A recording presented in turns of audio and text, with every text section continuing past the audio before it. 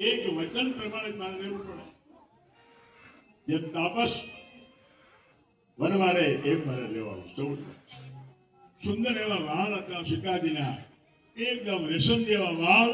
એ વાળ આજે વાતો બનાવી દઈશ. નિષાદરાજે આ જોયું, અનેક લોકો બધા દંપતીઓ આવે નમસ્કાર કરે છે. સીતા વાળો દૂધ નાખી એને વાતો બનાવી દઈશ. માથે જટામુકટ ધારણ, તાપસ્વી છે ભગવાન રામ ત્યાં રહેવા લાગ્યા છે. એ વખતે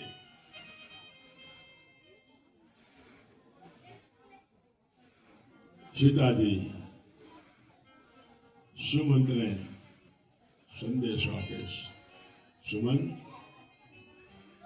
તમે હવે પાછા જાઓ અને અયોધ્યાની અંદર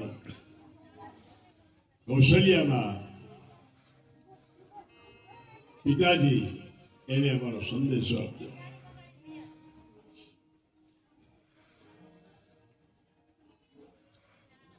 સુમંતને ભગવાન કહે કે સુમંત, હવે તમે પાછા સીધા. સુમંત જવા તૈયાર નથી. રામે કીધું તમે તો સમજુ છો.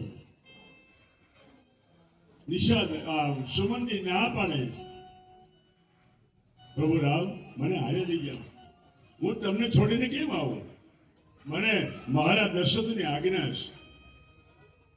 દશરથે કીધું હતું કે 14 દિવસ જંગલમાં ફેરવી અને મારા રામને પાછા લઈ આવો. એ મહારાજની આજ્ઞા સ્વીકારવું. કેમ જાઓ? કયા મોઢે અયોધ્યામાં પ્રવેશ કરું? પ્રભુ મને સાથે લઈ જાઓ. રામે સોમંતને આશ્વાસન આપ્યું, તમે તો મારા વડીલ છો, તમે સાથે આવવાનું કહેશો તો અયોધ્યાનું શું થાય? એક વચન પ્રમાણે મારે રહેવું પડે. જેમ તાપસ વનવારે એમ મારે રહેવાનું. સૌ સુંદર એવા વાળ હતા સીતાજીના, એકદમ રેશમ જેવા વાળ. એ વાળ આજે વાતો બનાવી દઈશ. નિષાદરાજે આ જોયું, અનેક લોકો બધા દંપતીઓ આવે નમસ્કાર કરે છે. સીતા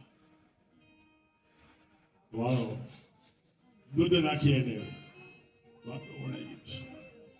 માથે જટામુકટ ધારણ, તાપસ્વી છે ભગવાન રામ ત્યાં રહેવા લાગ્યા છે. એ વખતે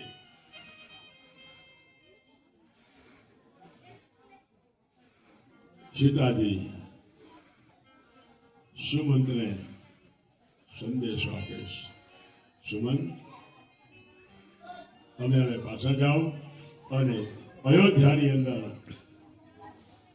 કૌશલ્યામાં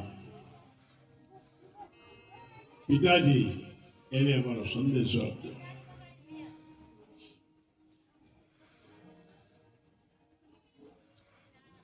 સુમંતને ભગવાન કહે કે સુમંત, હવે તમે પાછા સીધા. સુમંત જવા તૈયાર નથી. રામે કીધું તમે તો સમજુ છો. નિષાદ સુમંતની ના પાડે, પ્રભુ રામ મને હારે લઈ જાઓ, હું તમને છોડીને કેમ આવું? મને મહારાજ દશરથની આજ્ઞા છે. દશરથે કીધું હતું કે 14 દિવસ જંગલમાં ફેરવી અને મારા રામને પાછા લઈ આવો. એ મહારાજની આજ્ઞા સ્વીકારવું. કેમ જાઓ? કયા મોઢે અયોધ્યામાં પ્રવેશ કરું? પ્રભુ મને સાથે લઈ જાઓ. રામે સોમંતને આશ્વાસન આપ્યું, તમે તો મારા વડીલ છો, તમે સાથે આવવાનું કહેશો તો અયોધ્યાનું શું થાય?